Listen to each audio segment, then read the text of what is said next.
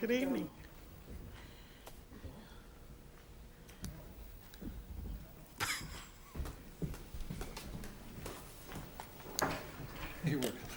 I will say, I did tell John that we had about 4 or 5 minutes, so maybe. You'll be all right. Okay. Should we, I don't want to be disrespectful to him since He'll be all right. I'll tell him I did it. We're There apparently it is. live, we just can't, the monitor's All blank. but for us. Yeah. Good evening. Welcome to June the 11th work session. I'll turn over to City Manager. Thank you, Deputy Mayor. The first item that we have is information on the new concealed carry law that worked its way through the legislature this year. Mr. Sublette, City Attorney, will provide information and answer any questions that you might have. May I proceed, Deputy Mayor? Absolutely, Chad. Thank you for being obedient and respectful. Yes. I just wanted to brief everybody. I just want to brief everybody on the new concealed carry legislation. I believe I've talked to several of you, but during the last legislative session, the legislature passed and the governor signed House Bill 2052, which authorizes the carrying of concealed weapons in state and municipal buildings that are not equipped with a metal detector and security personnel. This becomes effective July 1st, 2013. This bill would affect numerous buildings and property owned and operated by the city of Topeka. We've initially looked at buildings and property and estimate that it would affect 24 buildings, including the zoo. Now, that's just a preliminary estimate. There may be more that we would add to that. The bill has a provision allowing the governing body to exempt buildings from the legislation, essentially keeping things status quo, that we can prevent people from carrying concealed until January 1st, 2014. In that time between now and then, we could have discussions about, are there certain buildings we want to exempt? Are there certain buildings we don't want to exempt? Are there buildings we want to install the metal detectors in? If we decide that there are buildings we want to exempt from the law but not install metal detectors, we would have to give a legal description of the building, the reason for the exemption, and develop a security plan for each of those buildings. So we have one exemption and that we could get till January 1st, 2014. What that takes is the governing body authorizing the city manager to notify the attorney general, the sheriff, and the chief of police that we want to exempt all of our buildings until January 1st, 2014. And the recommendation for staff is between July 1st and December 1st, we would determine if any buildings should be exempted for 4 years after January 1st, 2014, and develop an interim security plan for those buildings. In December of 2013, we could come back, make a recommendation to the governing body based on the research that we do of which buildings should exempt and which ones shouldn't. So our plan is on June 25th to put in front of the council whether or not they want that initial exemption until January 1st, 2014. What that would be is just a motion authorizing the city manager to send that letter to the attorney general and the law enforcement agency, local law enforcement agencies. And just to make sure we're clear, we're not asking for permission, it's just a notification that we're notifying the attorney general and the local law enforcement agencies that we want that initial exemption until January 1st, 2014 to figure out how we want to proceed. In terms of employees, there's a caveat to the bill that if we prohibit employees from carrying concealed through our personnel policies, then the law doesn't apply to them, that we still can prevent employees from carrying concealed to work essentially, and we have that. We have a workplace safety policy that prohibits employees from carrying on city property.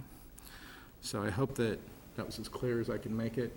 If there's any questions about them, I stand ready to answer those. Are there any questions for Chad? Yes, Karen. What then, between the 25th and the end of December, would you expect to do? I imagine you got some input from each of the council members. You were trying to do some education to get us started. Would there be some public process or some council process to talk about what we want, or? I would anticipate that there would be a little bit of everything, that we'll talk to the different departments, that we'll probably have work sessions on the issues, that will put forth some initial recommendations. I mean, nothing, we haven't planned out the procedure yet, but I would assume that there would be input both publicly and then the work behind the scenes of the city staff to develop some recommendations, and then obviously discussion of those recommendations. I have December 1st is when we'd bring that to the council.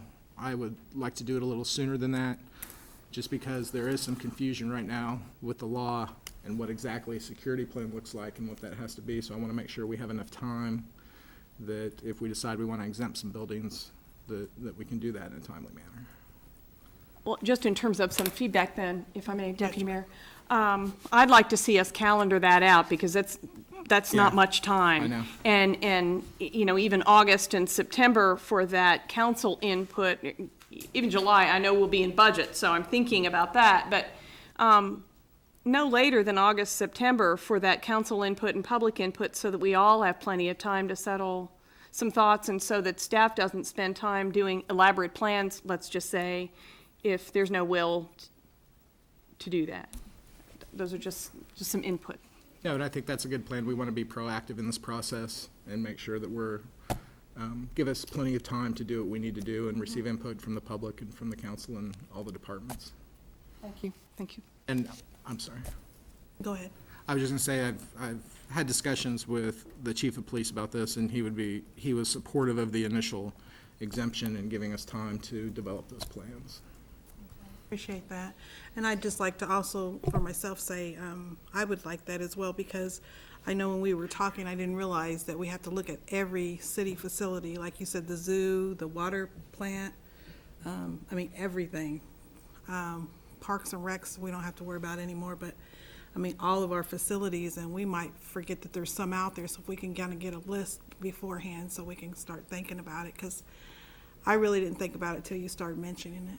Yeah, and I think we can develop that list pretty quickly and get that to you. Like I said, we have a preliminary list, but I'm confident that we're really close on the buildings, that I don't think we have a lot that we haven't considered. Okay, all right. Are there any other comments or concerns at this point for Chad? Chief, did you want to weigh in since you're here? You good? Okay. All right, City Manager?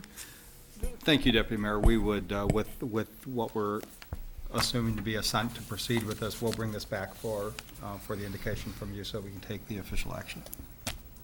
So, thank you very much. Thank you for bringing that to our attention. We are going to, Deputy Mayor, we'd like to request that we go into executive session to discuss a legally privileged item. We anticipate that it would not exceed 20 minutes, and we would ask that myself, the city attorney, Mr. Soblet, and the police chief, Ron Miller, stay in on that meeting. So moved. Been a motion made. Second by Michelle. All those in favor say, raise your right hand. Okay, we're in executive session.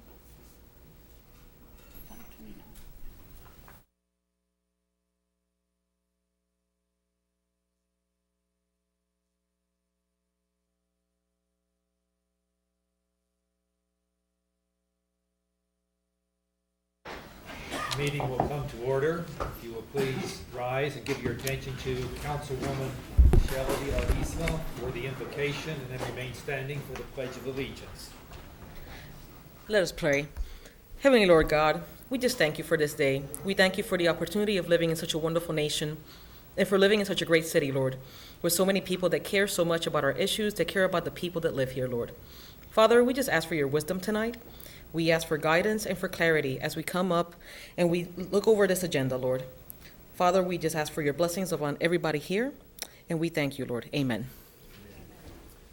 I pledge allegiance to the flag of the United States of America and to the republic for which it stands, one nation, under God, indivisible, with liberty and justice for all.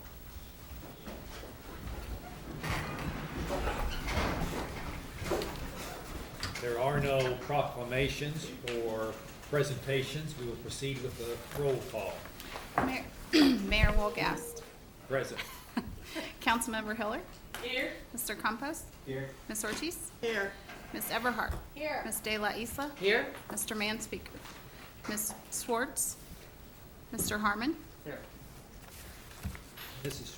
Schwartz has gone for 2 weeks with a commitment that she made prior to her election in April, and Mr. Manspeaker could not be here this evening. So we will proceed with the consent agenda. A is approval of workers' compensation settlement for Greg Spiney, Engineering Technician 3, in the amount of $11,500 for permanent partial impairment of his back for injuries suffered on September 14, 2005, while at a construction site. B are minutes of the regular meeting of June 4, 2013, and there is one application for open after midnight for Scooter's Saloon at 555 Southwest 39th Street. Okay, you have heard the consent agenda. What is your pleasure? Mr. Campos has moved to approve the consent agenda. Is there a second? Mr. Harmon seconds. All those in favor, vote yes. Those opposed, vote no. We have 6 yes. 6 having voted yes, the consent agenda is approved. Proceed with the unfinished business and on an ordinance with fire hydrants. A is an ordinance introduced by City Manager Jim Colson, amending City of Topeka Municipal Code Sections 1310-010, 1310-410 through 460 concerning private fire hydrants, and specifically repealing said original section, as well as creating new section 1310-415, final reading. Mr. City Manager? Thank you, Mr. Mayor. Approval would authorize proposed revisions to the city code addressing installation, location, maintenance, and visible requirements for non-public fire hydrants. Provision would help promote fire production capability in Topeka. I'd like to ask Larry Williams, the water engineer, to provide basic information about this ordinance and also answer any questions that you might have.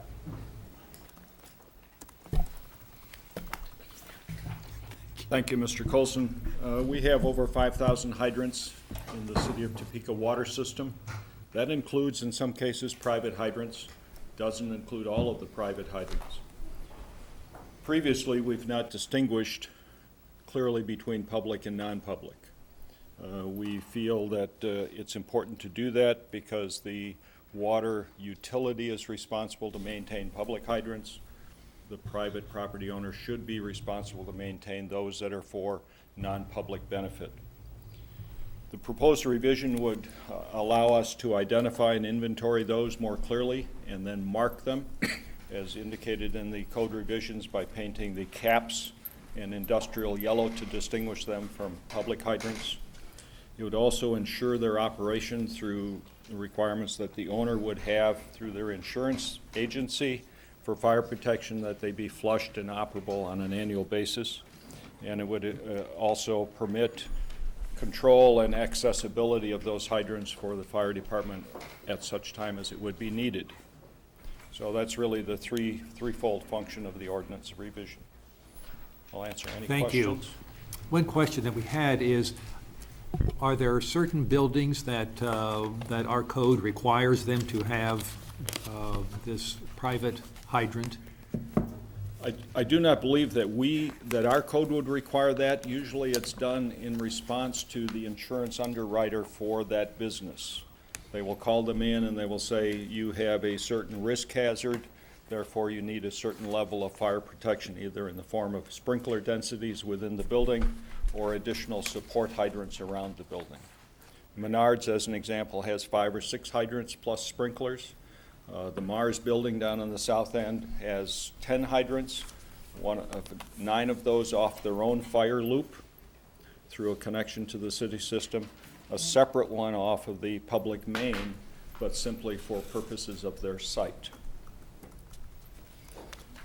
So this, what this ordinance then would do would be to raise the level or the requirements for them to maintain these private hydrants, Correct. correct?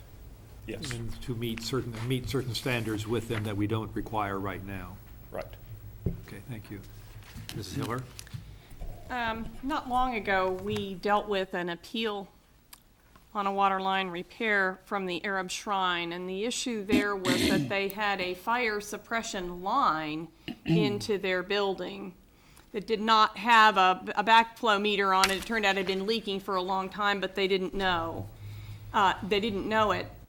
And they had suggested that at least we require backflow meters on a fire suppression line, so there would be some way to monitor and have a clue if that line was leaking. I don't recall that they actually had a hydrant per se, not what I would consider a hydrant, something out that stuck up out of the ground, but it was a line. Are these ordinance changes addressing those fire suppression lines that don't have hydrants? They do not. The ordinance currently provides for responsibility by the property owner benefiting from the shut-off valve at the main on that fire line all the way into the building. That is their responsibility by our current ordinance rules. John is pulled up behind you because I thought that there was consideration of changing that. Their point was well taken, that they didn't want another business to suffer that kind of unexpected expense that they couldn't monitor. So, Mr. Rankin, did you Yeah, care to address the the council? current rules are is that, per the city code, is that the private business, their fire line is for their particular needs. And so we basically ended our responsibility at the valve. The valve is, generally located near our water main. So in the case of the Arab Shrine, the water main was basically on the other side of the road. So they had responsibility for that main all the way over. Our issue is if we accept any responsibility after the valve, then we really have no control over that fire suppression line. I understand their concern was that the fire suppression line that they have was in the city right away, and so they thought it should be a city responsibility. The only way we could do that really is to move the valves over, to the edge of the right of way. And then the concern is that customers at large are going to basically be paying for, something that benefits that private business. Okay, It becomes thank you. very expensive. Thank you. if I may. All right, do you have another question? Well, I do, because so this is, if I read this correctly, it was a little complicated to me, but is adding a requirement for a backflow meter when there is a hydrant. No? No. It's basically reflecting the current language. If you have a fire suppression system, it's already required that you have a backflow device, the appropriate backflow device. That language is basically redundant. If there is a private fire hydrant that comes directly off the city main, there's no requirement for a backflow. But if you have a private fire suppression system, the city code or our plumbing code already requires a backflow device to be installed. So on that private system, if you have fire hydrants, we simply restate it, that you have to have the appropriate backflow. Thank you. Okay, thank you. Are there other questions? Mr. Harmon? Not of the conference. I do have a question for the city attorney. Thank you. On page 2 of the proposed ordinance, line 43, the language to be added says, unless in accordance with Article 6. Article 6 does not appear in this ordinance. Is that reflecting, where would we find Article 6? Is this part of a larger statutory scheme? Can you say that line number again? Line 43 Oh, 43. references Article 6. Article 6 is another part of the utility ordinance, part of Chapter 13. And that's not Okay. here, it only references it. Okay, that's fine. Okay. Thank you. Thank you, Your Honor. Thank you. Are there other questions pertaining to the proposed ordinance on private fire hydrants? What is your pleasure? Mrs. Ortiz? Motion to approve the ordinance. Mrs. Ortiz has moved to approve the ordinance. Mrs. Della Lisa seconds. Is there discussion? All those in favor vote yes. Those opposed vote no. We have 6 yes. 6 having voted yes, the ordinance is adopted. Moving to new business, an annexation, item A. A is an annexation exemption waiver requesting exemption from the annexation requirement of City of Topeka Code Section 1310-120C for connection to the city water system outside the city limits for a tract of land generally located in the 3400 block of Southwest Indian Hills Road within unincorporated Shawnee County, Kansas. Mr. City Manager? Thank you, Mayor. Approval would allow a 4.06 acre tract outside the city limits to be developed for a single-family dwelling on city water without annexation. Mr. Fyander, Planning Director, will outline the case and answer questions that you may have. Mr. Fyander? Thank you.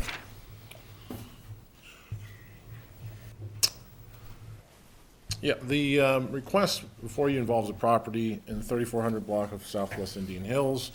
This is on the west edge of Lake Sherwood, just outside of the, actually 3/4 of a mile outside the city limits, but within our municipal service area.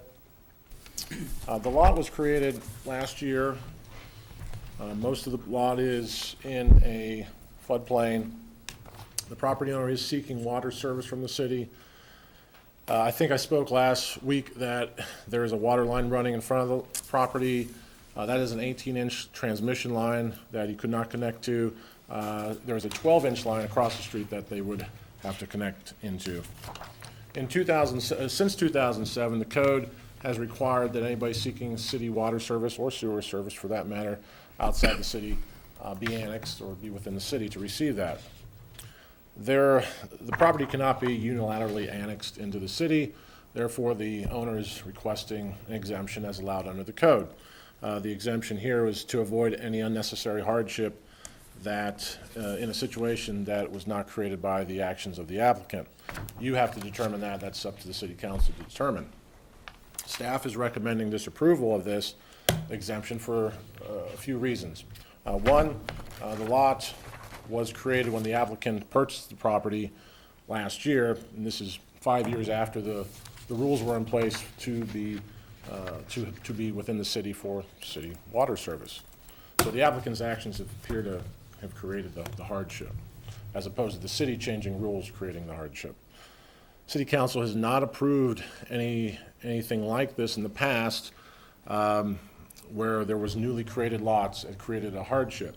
So if there was a lot that you had approved in the past, it had already been pre-existing 2007 when the rules came about. This does, if approved, would open the door to more subdivisions outside the city. So this does set somewhat of a precedent, or it could. It is, as I mentioned, is not feasible to annex the property or any of the area around there. There are no consents to annexation between here and the city limits. So we would not expect this to be within the city in any near future.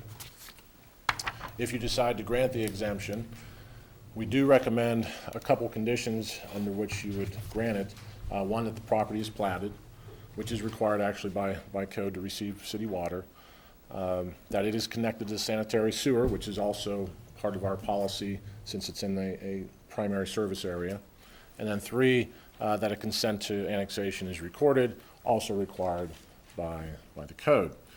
In either event, staff does recognize the need to bring further clarity to some of our fringe growth area policies, and we would expect to update those policies through our comprehensive plan here in the very near future, and then hopefully then align our regulations with those updated policies.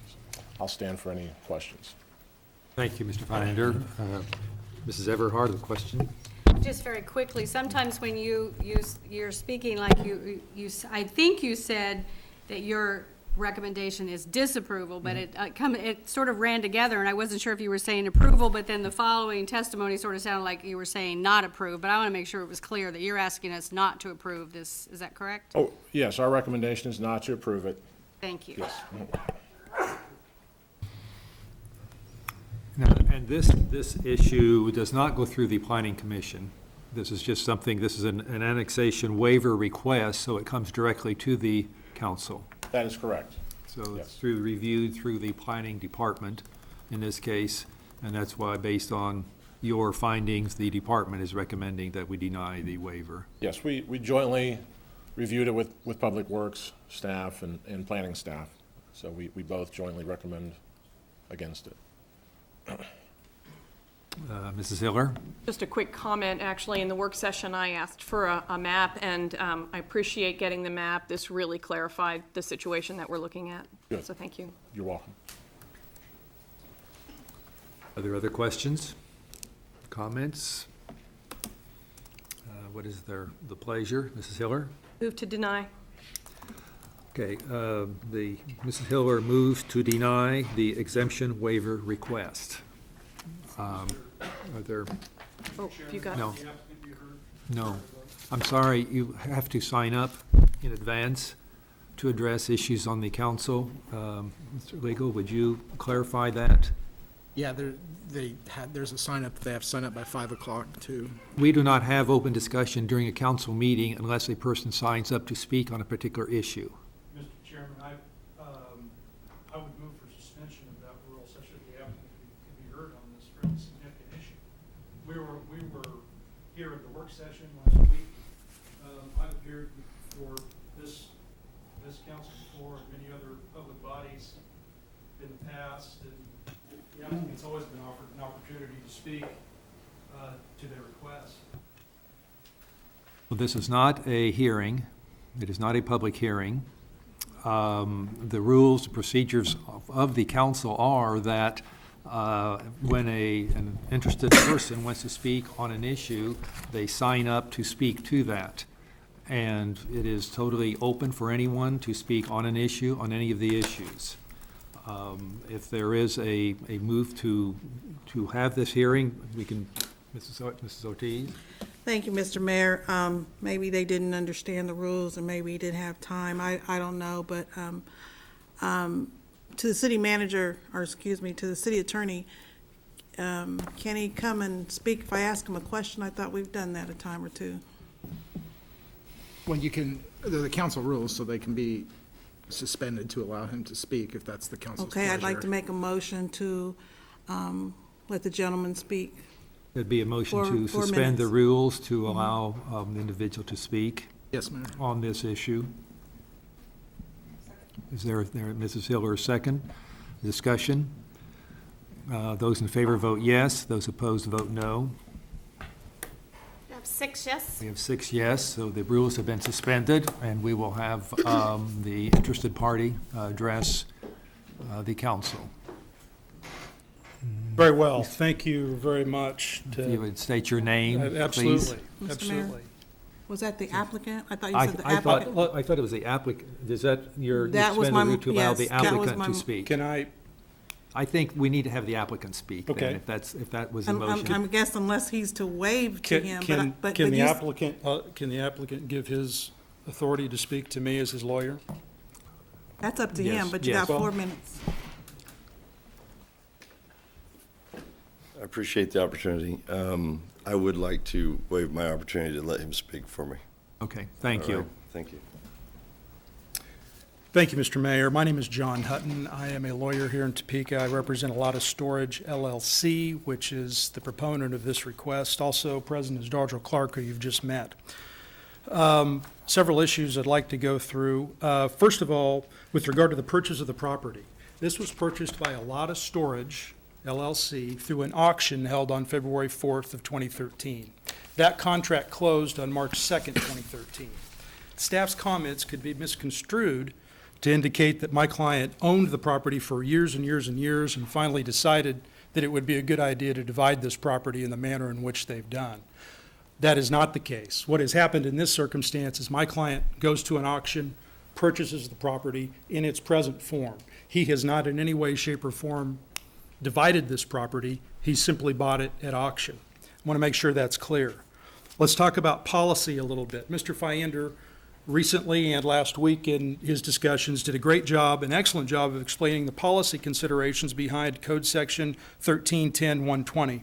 My client agrees with the rationale behind that ordinance. A gangly, overextended, underutilized water system is not only bad for municipal planning, it is bad business. You have no argument here. However, this case is not an example of that. This case does not prove the wisdom of the ordinance, okay? Let's look at the property, if we can. The subject property, can I go to the Elmo? Or how, There's- okay. You can see the subject property here is in red. The pre-2012 parcel is in yellow. My client bought the red parcel. The parcel to the north, all the parcels to the north and to the east are on city water. The city water main comes down Indian Hills Road, as you'll see right here, and has been there for many, many years. And as you can see, this is west of Lake Sherwood, which is a residential neighborhood that's been there for 40 years. The water line that we seek to access runs through my client's property. Imagine your feelings if you had a piece of property, and many of you do if you live in the city, where the water line runs through your front yard through a right-of-way and you can't access it. That is the case that we're faced with here. I have provided you on your tables several sections from the Land Use and Growth Management Plan of 2025. And I think it was indicated that I had 4 minutes to speak. I have 1 minute. Yes, yes. Might I ask the chair's indulgence in an additional 4 minutes to speak to go through the rest of my argument on this fairly weighty matter? The way we handled it is you wait till your time is expired. Very well. I will do that. This case that we're faced with is a perfect example of infill development. And that's what every planner is looking for, is infill development. You have a circumstance where you've got houses to the north, houses to the west, houses to the south, and houses to the east. No house right here. That's infill. That's the definition. We're not talking about going 3 or 4 miles to the west or south and building a house where there is no water lines. We're talking about building right in the middle of existing houses. And as I mentioned, the Land Use and Growth Management Plan of 2020 speaks to these issues quite clearly, and I've placed the pertinent sections on your desk, and I'd like to go through them with you. And again, Mr. Chairman, or Mr. Mayor, it appears I'm out of time, and I would request an additional 4 minutes. Is there such a motion? Mr. Harmon? Thank you, Your Honor. I'd move to allow the for additional 4 minutes. Thank you. Is there a second? Mrs. Eloisa seconds. All those in favor vote yes. Those opposed vote no. We have 6 yes. Okay, please proceed. Thank you. First of all, on page 5, this plan, by the way, was prepared by the city planning staff and was passed by this body on February 24th, 2004. The definition of smart growth, look in the second paragraph. The planned future land pattern for the Topeka metropolitan area can be characterized as smart growth. This land use pattern depicts urban density growth in and around, which is what we're dealing with here, around the city of Topeka, around the existing city of Topeka. It also depicts the focused urban growth occurring in areas which are either already served by a full package of urban services or in areas where service extensions are planned in the near future. The definition of smart growth from this city's plan is this case. I'd like you to also take a look at page 13, which I provided, goal 5.5. Development decisions should be based on a variety of site and location factors and not, focus on this please, not on actual or perceived advantages or disadvantages of developing projects in one jurisdiction or the other. This city's plan indicates that we ought to look at the project itself, not exactly where it's located. We all know it's not located in the city of Topeka. It's located in Shawnee County. That shouldn't make any difference.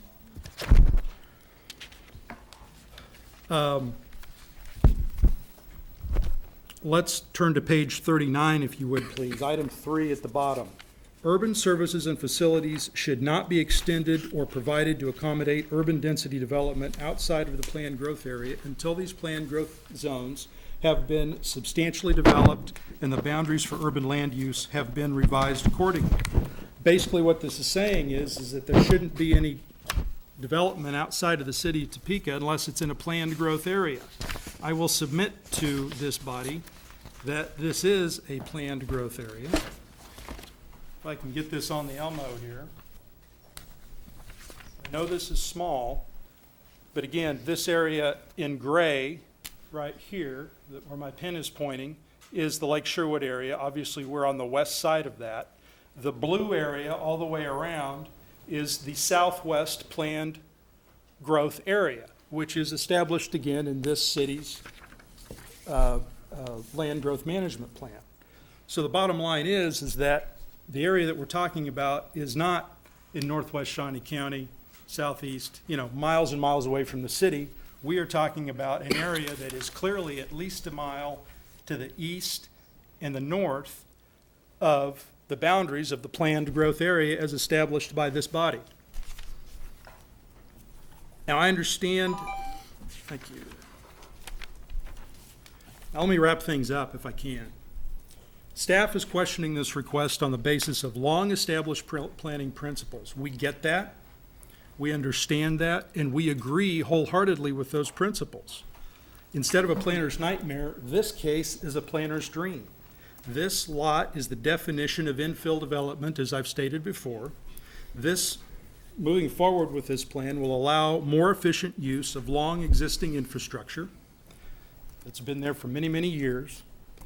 This, allowing development of this lot, will not cost the city a dime. In fact, it will create an immediate positive cash flow in the form of water and sewer fees. So this is a win-win situation. This is infill development. This is smart growth. This is within the growth area as established by this body. Thank you so much for listening. My client would appreciate a vote in favor. I'll answer any questions, or my client can answer questions if you have any. Are there questions for Mr. Hutton? Seeing none, thank you very much. Thank you so much. Mr. Fyander, do you have, I'm sorry, I did, yeah, Mr. Fyander. Mrs. Everhart? Just to make sure I'm clear, I guess, we're not stopping anybody from developing. This is an issue of whether or not there's the annexation exemption, correct? Well, he does want to develop for a house on the lot. But he could sign the consent to annexation. Which is being done, I might add. So what's the, So I guess I'm confused then. You need to Right, explain it to me sure. better. The ordinance requires the property to be annexed, not just have a consent to annex. So that's the difference. Mr. Harmon? Thank you, Your Honor. Mr. Fyander, I'm sorry. I want to talk, instead of talking about water service, let's talk about sewer service. In the application, the developer indicates he's going to hook up to a septic. And then in staff reports, you indicate that it has to be connected to the sanitary sewer, is that correct? Yes. Okay. And so how does he have to come back to the council I'm familiar with the rules on water. What are the rules on sewer? Well, okay, good question. Because obviously the two go hand in hand. Yes. I mean, they're obviously related. In this case, the sewer is not a city sewer. It is a county sewer. So the annexation rules for sewer do not apply if he was to connect to the sewer here. We are asking that happen, connection be made, because that is also part of our wastewater management policy when you're in an area where there is sewer, and this is one of those areas. So he doesn't have to come back before the council to get permission to connect to a sanitary sewer system, No, is he that does not. correct? He does Okay. not. Thank you. Your Honor. Mrs. Hiller? Yes, Bill, if you could. Mr. Hutton said that the properties to the north of this property and the original house, I guess, on the north end of this property are on the city water?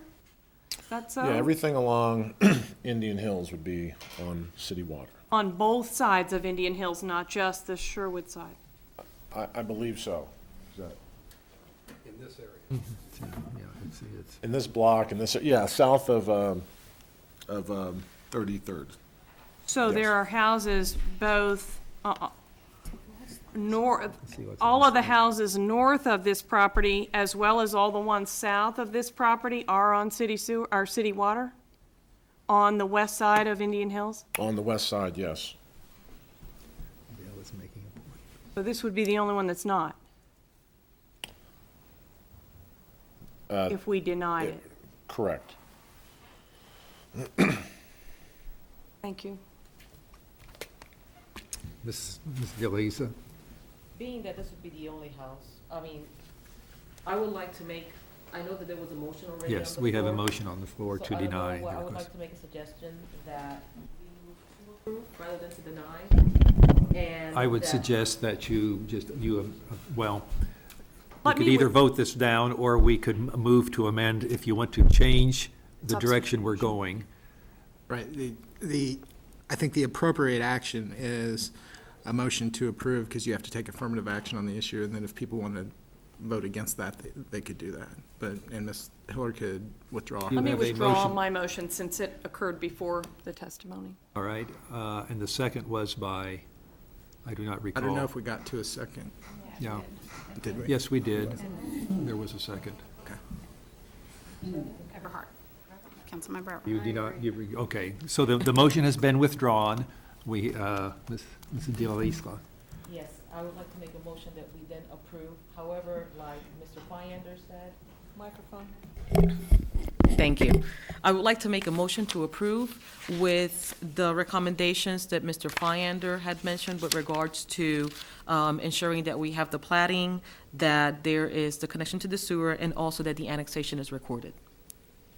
And then further, for us to evaluate the policy issue in the future.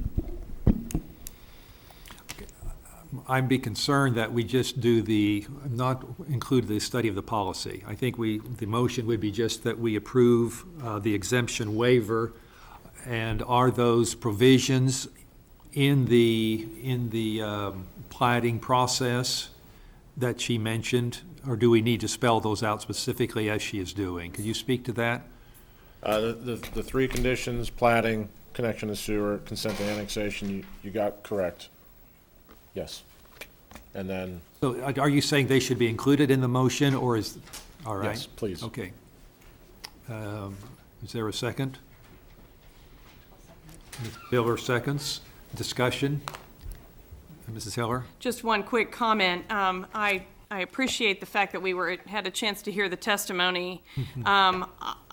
I made my original motion because I understand from the planning point of view, and Mr. Fyander presented that well, that if we need to draw the line somewhere and the issue of the size of the lots and so on, I think that's important.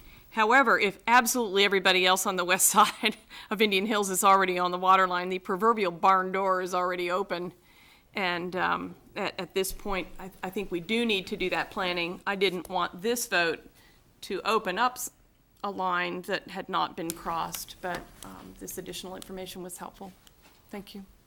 Okay, other discussion? Seeing none, all those in favor of the annexation exemption waiver, vote yes. Those opposed, vote no. We have 6 yes. 6 having voted in favor, the annexation exemption waiver is approved. And just let me say, for the public, we have the rules pertaining to the council, and the process is, we have to have a meaningful way to have meetings, which means that people sign up in advance. We never want to deny anyone the privilege of addressing the council or speaking to an issue that is of particular interest to them. The rules of the council are: members of the public wishing to speak on a specific matter on the published meeting agenda must notify the city clerk by 5:00 p.m. on the day of any council meeting. And so we just always ask the public to do that, because, as you know, that makes the meetings much more conducive to really conducting a business in a meaningful way. But we're glad that you could be here and that you could address us. Yeah, Mr. Harmon? Thank you. Since Councilmember Ortiz made a motion to suspend the rules, would it be appropriate for a motion to reinstate the rules? Yes, Councilman, it would. I would so move. Mr. Harmon's moved and Mr. Campos second that we reinstate the rules. All those in favor vote yes. Those opposed vote no. We have 6 yes. 6 having voted yes, we were back under the rules of the procedure. We go to new business, item B, applications. We have a list of renewals for cereal malt beverage license. You have that list before you. What is your pleasure? Mrs. Ortiz moves to approve the cereal malt beverage list. Ms. De La Isla seconds. All those in favor vote yes. Those opposed vote no. I vote yes. We have 7 yes. 7 having voted yes, the applications are approved. We go to zoning issues. The first one is a resolution pertaining to the former Avondale East Elementary School. A is a resolution introduced by City Manager Jim Colson in accordance with Sections 1875030C1 and 1875030C4 of the Topeka Municipal Code, approving a conditional use permit to allow for a public use facility and community center on property zoned R2 Single Family Dwelling District and located at 455 Southeast Golf Park Boulevard in the city of Topeka, Shawnee County, Kansas. Mr. City Manager. Thank you, Mayor. Approval would allow the former Avondale East Elementary School to be used as a community center by nonprofit organizations. Mr. Fyander is prepared to provide information and answer any questions. Thank you, Mr. Colson.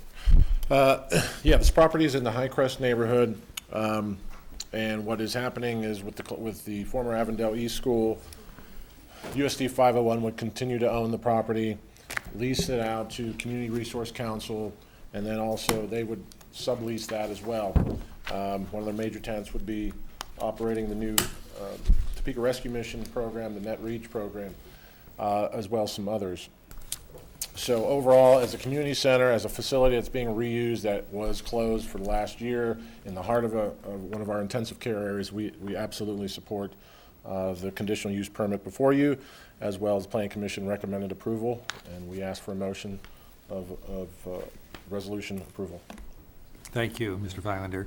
I know, and 3 of us have represented districts that all touch this area or are part of it and have worked in it very closely over the years. And we witnessed or are part of the closing of the school and the difficulty that brought to the neighborhood, and certainly applaud the efforts being done to develop this usage. And it can be very significant, vital to this neighborhood, a very important process showing what we can do in a neighborhood. And I applaud the efforts of everyone that's been involved with it, particularly the NIA has worked so strongly for it during this period of time.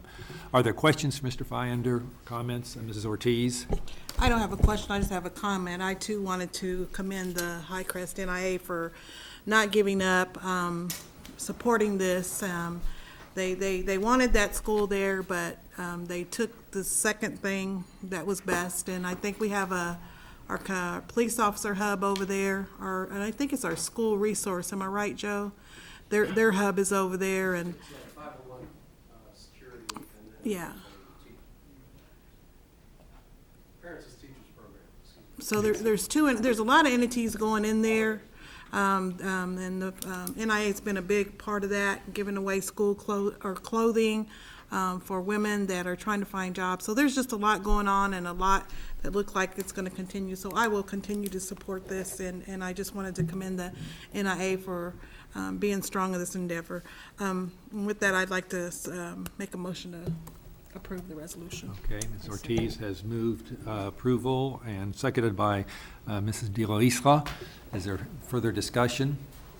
All those in favor vote yes. The opposed vote no. I vote yes. We have 7 yes. 7 haven't voted yes. The resolution is approved. Next is another zoning resolution pertaining to the fire station. B is a resolution introduced by City Manager Jim Colson in accordance with Section 1870030C2 of the Topeka Municipal Code, approving a conditional use permit to allow for a public use facility and property zoned PUD planned unit development, mixed commercial, office, and residential, and located a half-mile east of Southwest Wanamaker Road and Southwest 6th Avenue. City Manager? Thank you, Mayor. This approval would allow for the construction of Fire Station 13 located on 6th Avenue across from Security Benefit. Mr. Feinder? Thank you again. This conditional use permit would approve a 12,800 square foot fire station in the area that does meet our land use growth policy of the comprehensive plan, because it does fill a gap in our fire coverage area, our fire service coverage area. And so we do recommend approval. Planning Commission recommend approval and ask for your a motion for approval of the resolution. Are there questions for Mr. Feinder? I would like to have, make one comment in looking at the public hearing that was held. There were some issues raised about the state of the 6th Street there in front of that, well, the street in front of the area, and concern expressed about its bad condition. And I certainly am hopeful that within Public Works, we could look at the possibility of, I know it's not on the immediate plans to be addressed, but I think we need to look at that in the near future, or perhaps if we get an additional half-cent sales tax for specific streets, that could be one of those that could be considered, because I think it's a very important street, and certainly building a fire station there will add to its importance and the usage level. Other questions, comments? Mr. Harmon? Thank you, Your Honor. Motion to adopt the resolution.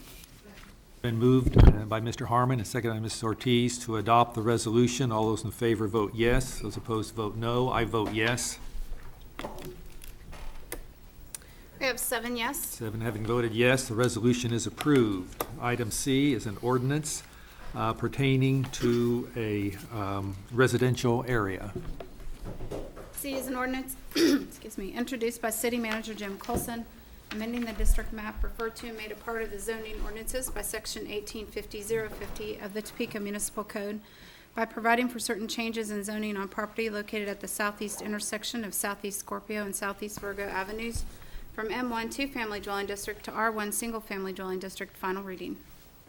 City Manager? Thank you, Mr. Mayor. Approval would allow the properties to be used for the construction of new single-family dwellings. Mr. Feinder is available to provide information and answer any questions.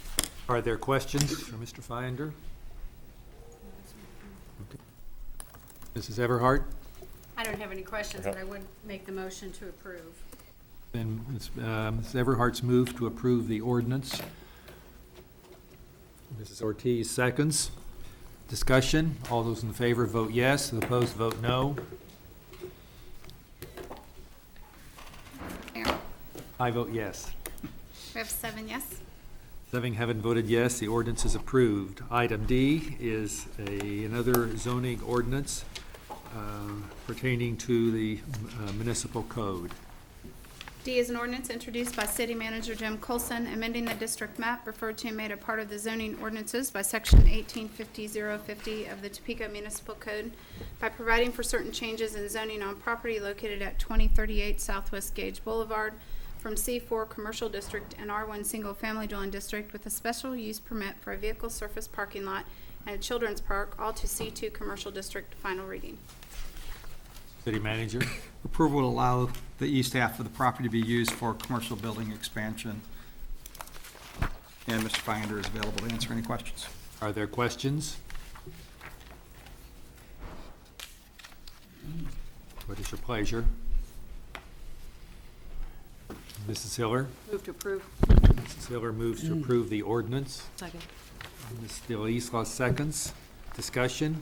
All those in favor vote yes. Opposed vote no. I vote yes. I'm sorry. Mrs. Ortiz, Bill, we'll hold the vote for a second. I'm trying to picture that 2038. What's there now? It was a restaurant. It's Okay, I'm at the right. Chinese, I believe. Okay, I just want to make sure I'm at the right place. Okay, I'm on Fairlawn. I Okay. go back to Gage. Go back to Gage. Take a left. Although, now, we are voting. All those in favor vote yes, opposed vote no. I vote yes.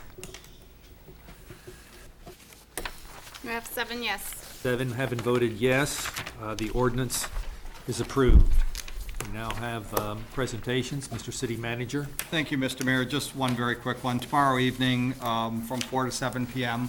At the Bank Building at 8th and Jackson, there's going to be the Kansas Avenue public meeting. Hopefully, hopefully a lot of the members of the public will show up to talk to the engineers, get a better understanding of the timelines and the project details, especially I think one of the very big points of interest is the traffic sequencing and the timing of this project and how it's going to impact businesses. So that meeting is happening tomorrow from 4 to 7. I have another one, but I'm not going to steal it from Councilmember Hiller. So Thank you. That concludes. Well, I want to offer my congratulations to all those involved with the issue that Mrs. Hiller is going to speak about. Mrs. Delifa? I do have a few comments. I am very pleased that we had the passing of the rezoning for the High Crest School. I tell you what, the work that's being done in Avondale East is just amazing. The involvement that we have from different sectors of the community, everybody getting that community together to eat, to talk. We have Fellowship Bible Church, we have the Rescue Mission involved, we have Net Reach involved, and there's so much hope bubbling in that area. There's so many people that are so committed to the bettering of this area of the community. So I just want to congratulate everybody involved in this process for their hard work. Thank you. Mr. Harmon? Mrs. Hiller? Well, you've been looking forward to this moment. You have a time limit, so just. I'll do my William Vittetto woohoo and announce, I think people have seen the publicity that the city was awarded $1.4 million to fully implement the pilot phase of the new bikeways plan. That is very exciting, and I, as I said in the paper, just want to give credit to the Bikeways Advisory Committee. So many citizens, literally thousands of citizens that gave input and have followed that plan, and the staff that worked so hard to put it together, as well as getting of course, the applications submitted and the support of the city council for the plan as well as the submission. So we've got lots of details to work out now that it's here, but it's very exciting. And also, just to throw another comment out is that the county did not get funded for the extension of the Deer Creek Trail. There was a lot of competition statewide for that money. I'm thrilled and honored that the city did get this grant. But for those who are looking at the trail system as well as other parts of the bike routes, the development of the pedestrian and bikeways has been going on for over 30 years in the city and the county. And each year is a new year in terms of all of us collaboratively looking at priorities and turning in applications and getting the next leg of either a city bike route or a trail. And so I expect us all to continue to work on this whole master plan. Thank you. Thank you. Mr. Campos? Thank you, Mr. Mayor. I received a call from a community center director. I just wanted to let everyone know, and if you have children in the community, they are still offering hot breakfasts and hot lunches throughout the city, Central Topeka.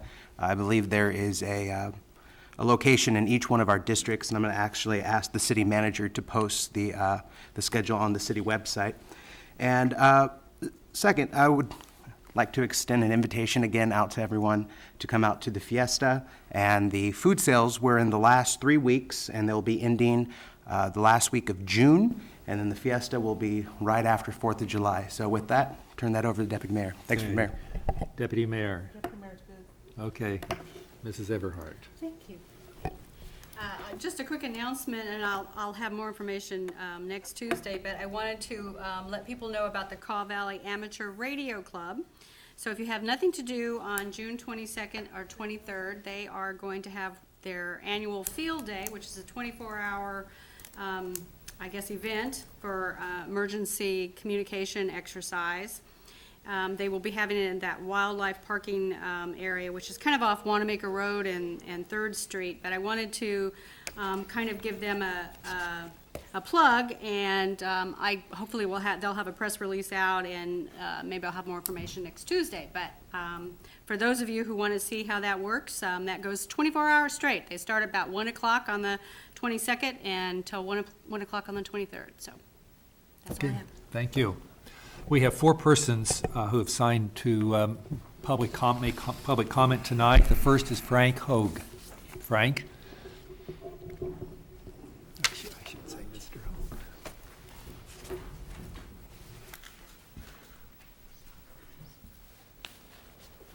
Thank you very much for giving me the opportunity to talk to you. I want to change the subject a little bit. I want to talk to you about neighborhoods. First of all, though, I want to thank Mr. Colson for the progress that he's brought about in the neighborhoods. There's an exceptionally good attitude going on in the developments of things.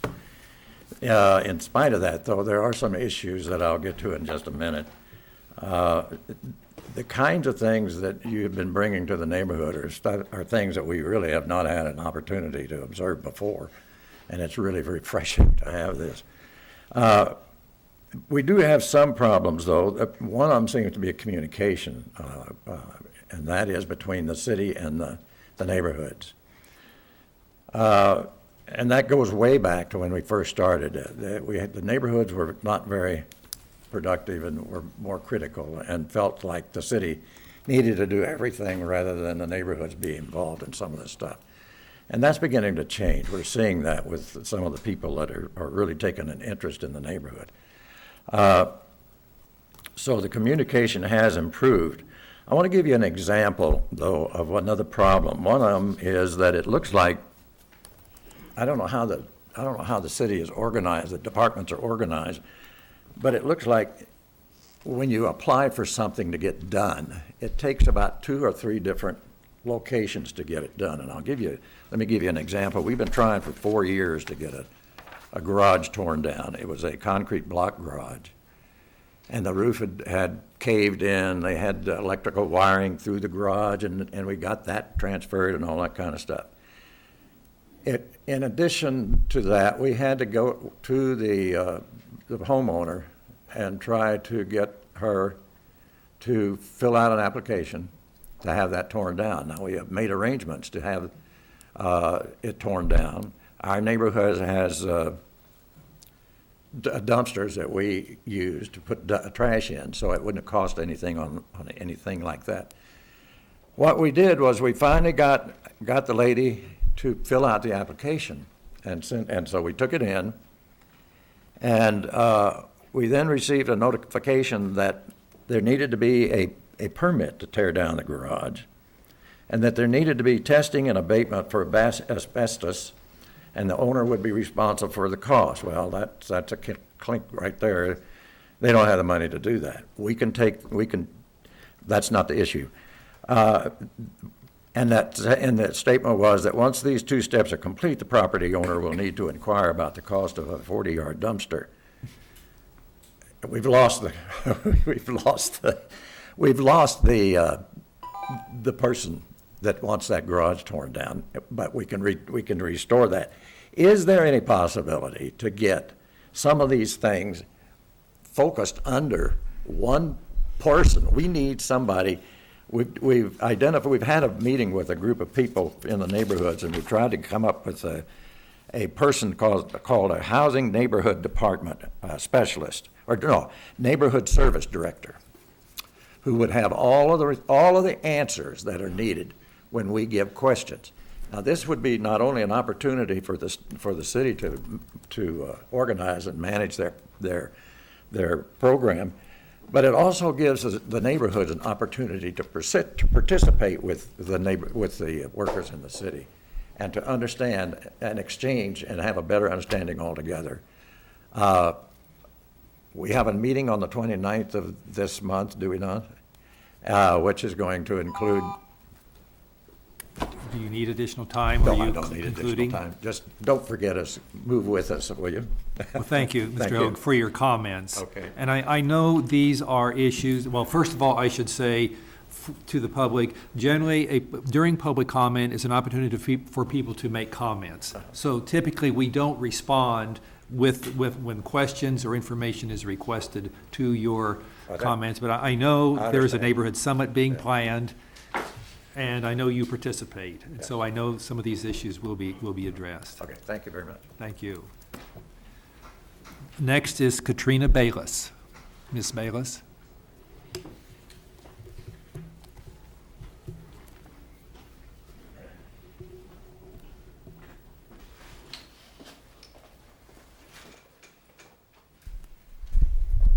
Hello, Hello. I'm Katrina Bayless. I'm a homeschool mom 4 children right back there. I have a home-based business. I've been living in my neighborhood for the last 13 and a half years, and my neighborhood when we moved in was riddled with crime, drug activity. I ignored it. I wanted to stay safe. About 7 years ago, I realized that being quiet would not make my family any safer. That happened when a drug house had a bad drug deal that went bad, and it resulted in the SWAT team being called in right across the street from us. We had drug houses all the way around us. I got more involved. In fact, my son, then 8, he's now 14, identified a drug deal down the street. We called the police. 5 minutes later, there was an arrest. We know we have drugs in our area. We know how to identify these drug deals. We've been doing it for the last 6 years. I followed the instructions that I was given on how to make my neighborhood safer. I contacted Safe Streets, started the neighborhood watch. A friend I met there received a death threat if he were to continue attending the Safe Streets, the neighborhood watch. He stopped coming, but we kept in contact. Soon afterwards, in a neighborhood brawl, his head was bashed in by criminally minded neighbors. He's still talking. He's still reporting. The kids who used to play were not allowed. We're not allowed to play with our kids anymore. Their parents are criminals. We used to have 14 kids in our neighborhood playing in our front yard. Now we have 5. We worked with TPD, Graffiti Hotline, community officers, including the late Officer Gogian, Gang Department, Narcotics, Code Compliance, Becky Asopi and John Smith, numerous officers, including Chief Miller, numerous departments, can't count them all.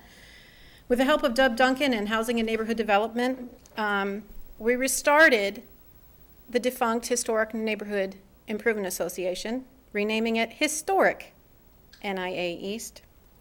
I was the president for 1 year, vice president 2 years. Member of the Safe Streets Coalition for 4 years. Road applied and received empowerment grant for sidewalks on Kansas Avenue, bus shelter on Lawrence and Quincy. Wrote the SORT grant that was approved for the North NIA East. Thank you for your approval. Worked in conjunction with the Topeka Mission, Natoma, Noto, Habitat for Humanity, numerous others. Attended and graduated the Citizens Police Academy. I have my degrees here. My husband came with me. Safe Streets, I said that the health of the city is dependent upon the health of our neighborhoods. I concur. Mine is in intensive care. We do everything we're supposed to. We record the license plates. My daughter learned her letters taking the plates, okay? This is not something that we are taking lightly. One neighbor has become very adept in surfing the, may I have some more time, please? Yeah, you have 1 more minute right now Okay. to conclude your remarks. Okay, reviewing the public access. We know what these criminals are doing, where their court dates are, what things have been dismissed. Innumerable drug dealers, felons, we learned about them from mugshots. We relayed the information to dispatch or directly to community officers. We banded together when when the suspected drug dealers' dogs attacked us. We don't walk the neighborhood with our dog anymore. It's not safe. We contacted media. The next day, the veteran got his tires slashed. Same people, 6 years.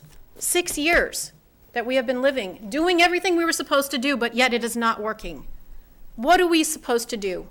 We are looking at buying a house out of state. I know others who would like to do the same thing on my street. It's kind of hard to sell the, may I continue? Do you need additional time, or are you? May I have additional time, please? Well, there has to be a motion to approve that. Mrs. Ortiz moves that. Ms. Bayless, how much more time? Not much. 2 minutes? 2 minutes. That'll be plenty. Motion to approve 2 more minutes. Mr. Campos seconds. Okay. All those in favor vote yes, opposed vote no. We have 6 yes. Okay, please Thank you. I proceed. appreciate it. 3 years ago, when we called, whenever we saw a drug deal, we called 911. We got in trouble for calling 911. One dispatcher said that we called too much. After an ugly scenario, Sheriff Barter investigated, calling me personally, and sent us an apology letter stating that the dispatch worker was out of line. This is not an unrelated, isolated event. Not according to the other neighborhood leaders that we saw at Chiefs Roundtable Crime Stats meetings.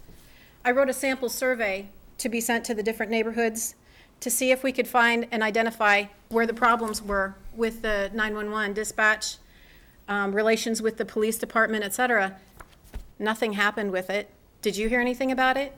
Because it went nowhere. It went into the trash.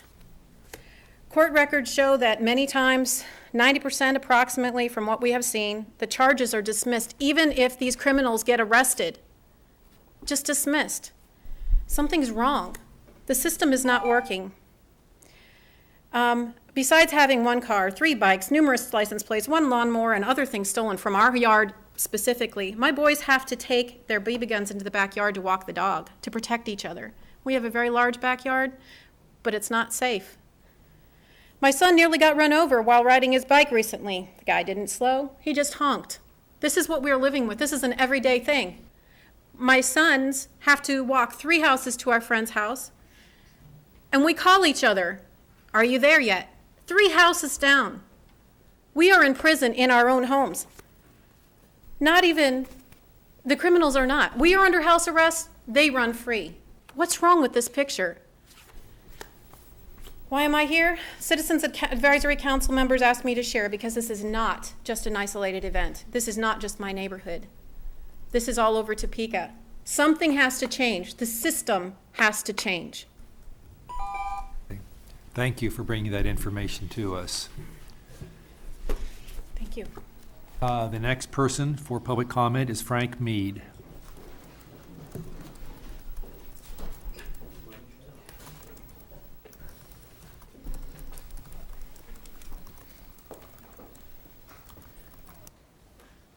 Before I begin, Officer Miller, did you have any input that you'd like to?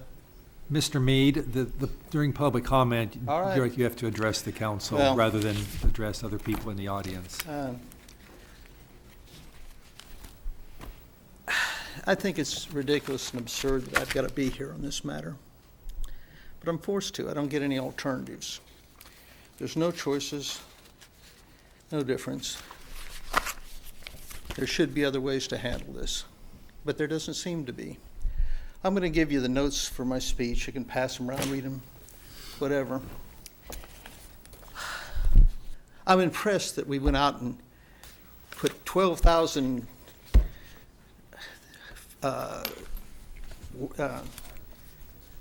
they can't even remember the right word.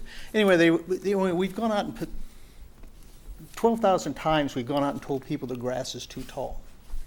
One time, not one time, can we go out and tell the people that they have to fix a problem that's endangering children. I've been through virtually every department that has any connection, and everybody says they can't do it, even though it's a state law. This is ridiculous that we can't even enforce state laws and that we can endanger children, yet we can go out and say, "Oh, your grass is too tall." I don't want to get into the whole speech tonight because it touches on a bunch of issues that I'm not sure I want the people out there in TV land to know and see, and I doubt if you do either. So I'm just going to leave the speech short tonight and let it be. If it's not resolved, I don't let it go. I will be back as many times as it takes to get this fixed, and if it takes legal action and other things, we will get the problems fixed. Endangering children is not what we want to do. Thank you. Thank you, Mr. Mead. Appreciate the information you've provided. Next, we have Joseph Ledbetter. Mr. Ledbetter?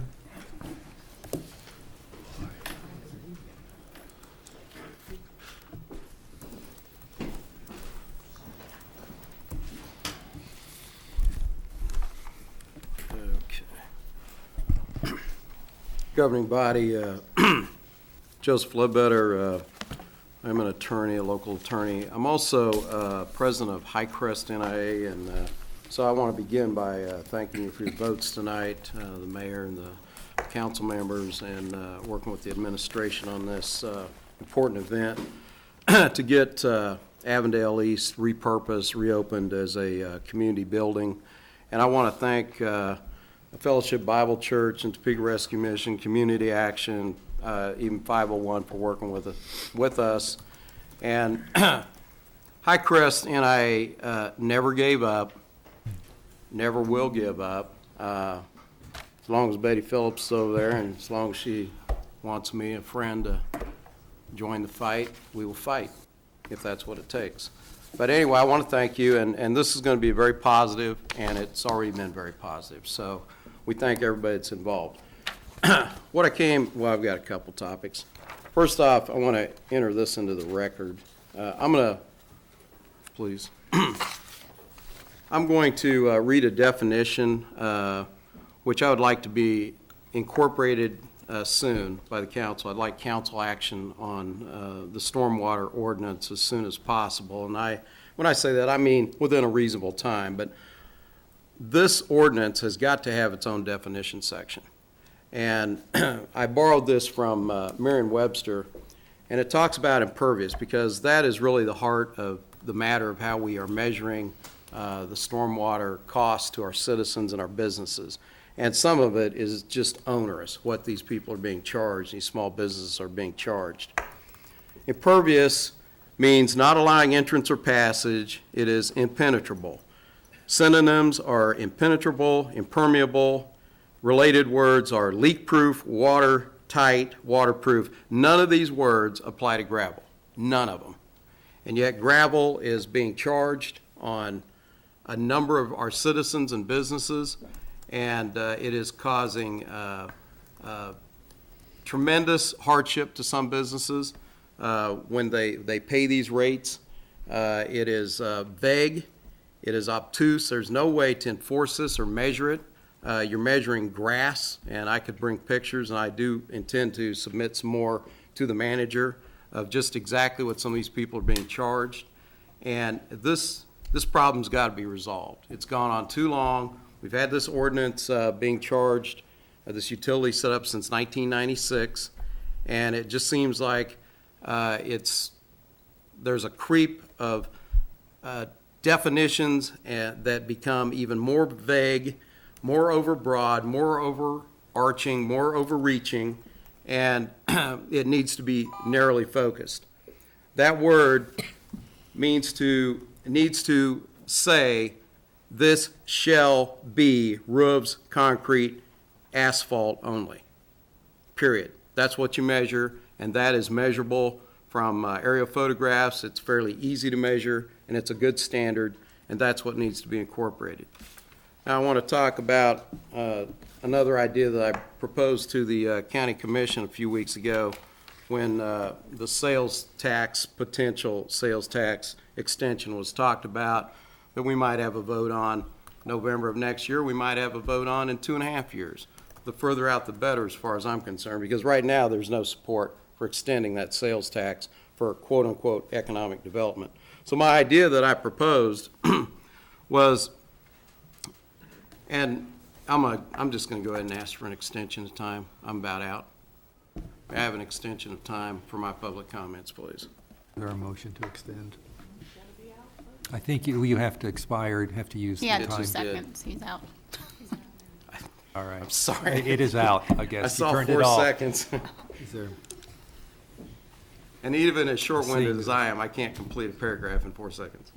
okay. Mrs. Everhart moves to extend 2 minutes, 1 minute, 30 seconds. I'd like, well, I'll ask for 2 minutes. I don't know that I can complete 2 it in 2 minutes minutes. motion.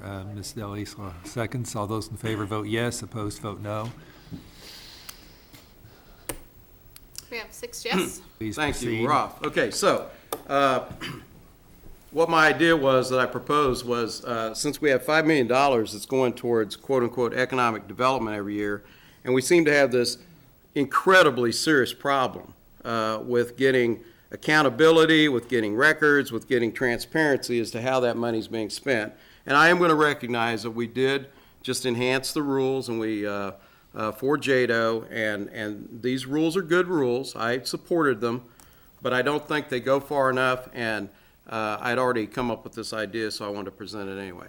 So the idea that I presented to the county commission was 60% of this economic development money, which would be $3 million, goes to the city of Topeka, or is collected and would go to the city of Topeka if it wasn't all going into one pool.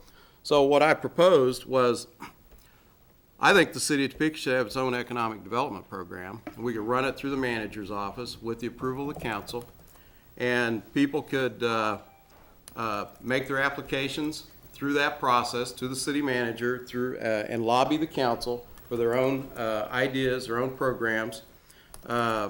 It would get rid of a middleman, which is Go Topeka, which costs about $1.5 million per year in overhead, which I think is unnecessary.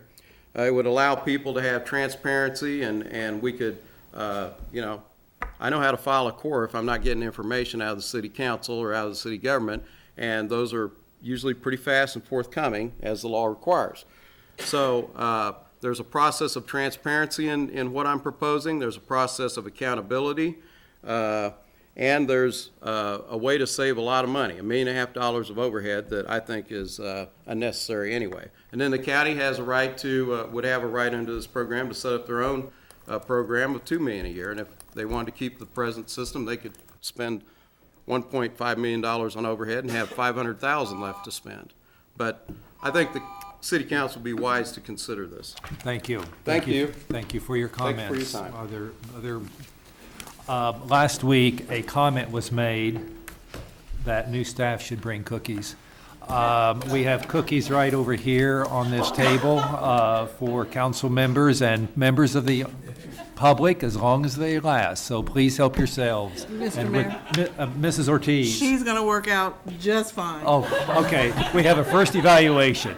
The meeting is adjourned.